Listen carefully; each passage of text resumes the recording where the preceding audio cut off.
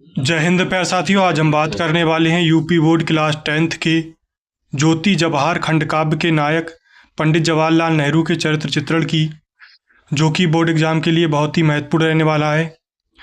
तो साथियों, वीडियो में अंत तक बने रहिए और अगर अभी तक आपने चैनल को सब्सक्राइब नहीं किया है तो चैनल को सब्सक्राइब कर लीजिए। तो चलिए शुरू करते हैं। ज्योति जवाहर खंड काव्य के नायक पंडित जवाहरलाल नेहरू हैं, अर्थात इस खंड काव्य के नायक पंडित जवाहरलाल नेहरू हैं। नेहरू जी को खंड काव्य में युग अवतार, दूरदर्शी, देशभक्त और आदर्शवादी नेता के रूप में प्रस्तुत किया गया है। अर्थात इस खंड काव्य में नेहरू जी को युग अवतार, दूरदर्शी और देशभक्त नेता के रूप में प्रस्तुत किया गया है। उनके चरित्र की विशेषताएं निम्नलिखित हैं। फिर उसके बाद पहली हेडिंग डालेंगे, अलौकिक पुरुष। कवि ने नेहरू जी को दिव्य तत्वों से निर्मित अलौकिक पुरुष बताया है। अर्थात इस खंड काव्य में कवि ने नेहरू जी को दिव्य तत्वों से निर्मित अलौकिक पुरुष बताया है तथा उनके व्यक्तित्व को रामकृष्ण के गुणों के समान मानकर युग अवतार का स्वरूप प्रदान किया है। अर्थात उनके व्यक्तित्व को रामकृष्ण के गुणों से संपन्न मानकर युग अवतार का स्वरूप प्रदान किया है। फिर उसके बाद दूसरी हेडिंग डालेंगे, गांधी जी से प्रभावित। नेहरू जी महात्मा गांधी के सच्चे अनुयायी एवं शिष्य थे।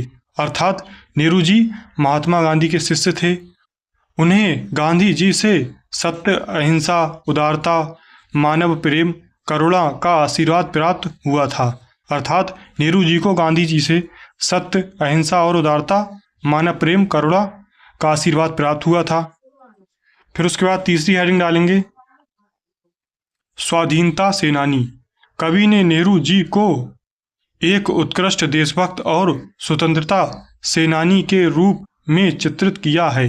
अर्थात कवि ने नेहरू जी को देशभक्त, स्वतंत्रता सेनानी के रूप में प्रस्तुत किया है या फिर चित्रित किया है।